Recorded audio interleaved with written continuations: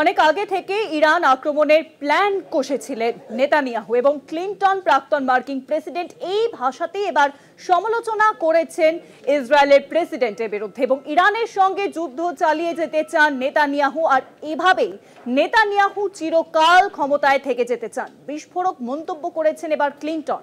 বিস্ফোরক মন্তব্য করলেন এবার ক্লিনটন। তিনি জানিয়েছেন অনেক আগে থেকেই ইরান আক্রমণের প্ল্যান করেছিলেন নেতানিয়াহু। মন্তব্য করেছেন তিনি, কি বলেছেন তিনি শুনবো। Mr. Netanyahu has long wanted to fight Iran because that way he can stay in office forever and ever. I mean, he's been there most of the last 20 years. But I think we should be trying to diffuse it. And I hope President Trump will do that. I hope anybody there will do that. We've got to stop. We've got to convince our friends in the Middle East that we'll stand with them and try to protect them. But choosing undeclared wars in which the primary victims are civilians who are not politically involved one way or the other, just want to live decent lives, is not a very good solution. Do I think that we have to try to stop Iran from having a nuclear weapon? I do. I tried at that, and we had some success. But we don't have to have all this outright, constant killing of civilians who can't defend themselves and they just want a chance to live. এ বিষয়ে আরো জানবো। নিউজরুমে এখন সঙ্গে রয়েছেন আমাদের political editor Ashis Chattopadhyay. Ashis দা, প্রাক্তন মার্কিন president তিনি এবার কি অভিযোগ তুললেন নেতানিয়াহুর বিরুদ্ধে, ইসরায়েলের রাষ্ট্রপতির বিরুদ্ধে? দেখো, ইসরায়েলি প্রধানমন্ত্রী নেতানিয়াহুর বিরুদ্ধে ক্লিনটন যা বলেছেন, মার্কিন প্রাক্তন রাষ্ট্রপতি প্রেসিডেন্ট ক্লিনটন যা বলেছেন সেটা আমরা সকলেই জানতাম, কিন্তু সেই জিনিসটাকেই আবার আলোচনায় সামনে আনলেন ক্লিনটন। আমরা জানি যে ইসরায়েলে একটা কোয়ালিশন সরকার চলছে। সেই কোয়ালিশন সরকারের মধ্যে যেমন নেতানিয়াহুর পার্টিও রয়েছে, আরও 5টি পার্টি রয়েছে।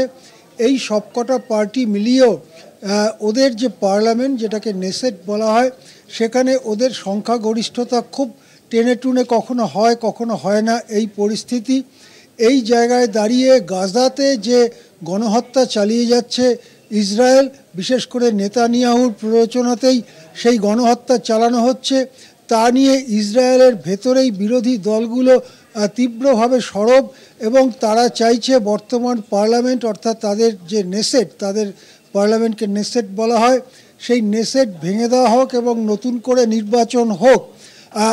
গত সপ্তাহে আসলে 12 তারিখে ইরানে আক্রমণের ঠিক আগের দিন এই রকম একটি প্রস্তাব নেসেটে আসে এবং সেই প্রস্তাবটি পাস হয়ে যায় যে নেসেট আপাতত ডিসলভড হয়ে যাক, আপাতত নেসেট ভেঙে যাক এবং সেখানে নতুন নির্বাচন হোক। এর পরের দিনই দেখা গেল ইরানকে আক্রমণ করলেন নেতানিয়াহু এবং ইসরায়েল ক্ষেপণাস্ত্র পাঠিয়ে ইরানের বড়সড় ক্ষতি করল। এরপর থেকেই মনে হচ্ছিল যে তাহলে কি নেতানিয়াহুকে সরে যেতে হবে। এই রকম একটা সম্ভাবনার সামনে দাঁড়িয়েই যুদ্ধ ঘোষণা করে দিলেন এবং যুদ্ধের সময় যেহেতু কোনো নির্বাচন হওয়া সম্ভব নয়, তাই তিনি ক্ষমতায় থেকে যাবেন।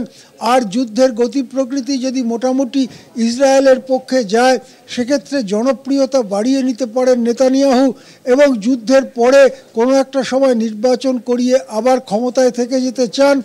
এই যে ছক, সেই ছকটা অনেকেই এই ধরনের আলোচনা করছিলেন, কিন্তু ক্লিনটন প্রাক্তন মার্কিন প্রেসিডেন্ট তিনি স্পষ্ট বলেছেন যে অনেক আগে থেকেই নেতানিয়াহু এই রকম ছক কষে রেখেছেন যে তাকে যদি ক্ষমতা থেকে সরে যাওয়ার কোনো পরিস্থিতি তৈরি হয় তাহলে তিনি ইরান আক্রমণ করবেন এবং যুদ্ধ চলতে থাকবে।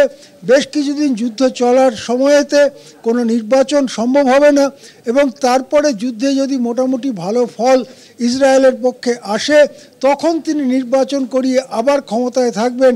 এই রকম ছক কষেই ইরানের ওপরে আক্রমণ করা হয়েছে, এইটাই অভিযোগ করছেন ক্লিনটন। অর্থাৎ নিজের দেশের অভ্যন্তরের রাজনীতিতে কোণঠাসা হয়ে পড়া নেতানিয়াহু নিজের অবস্থানকে ভালো করবার জন্য ইরানের ওপরে যুদ্ধ চাপিয়ে দিয়েছেন ইসরায়েলের ওপরেও। দুটি দেশেই প্রচুর মানুষ মারা যাচ্ছে, বিরাট পরিমাণ সম্পত্তির ক্ষতি হচ্ছে, সেটা শুধু নেতানিয়াহুর নিজের রাজনৈতিক স্বার্থে, এরকমটাই অভিযোগ ক্লিনটনের। এই অভিযোগ যদি মান্যতা পায়, সত্যতা পায়, তাহলে সেটা কিন্তু একটা বিরাট বড় ঘটনা হতে চলেছে বর্তমান বিশ্বে। অনেক ধন্যবাদ আশিস। দ্য নিউজরুমের সঙ্গে ছিলেন আমাদের পলিটিক্যাল এডিটর আশিস চট্টোপাধ্যায়। ইসরায়েলের প্রধানমন্ত্রী বেঞ্জামিন নেতানিয়াহুর বিরুদ্ধে এবার অভিযোগ তুললেন প্রাক্তন মার্কিন প্রেসিডেন্ট ক্লিনটন।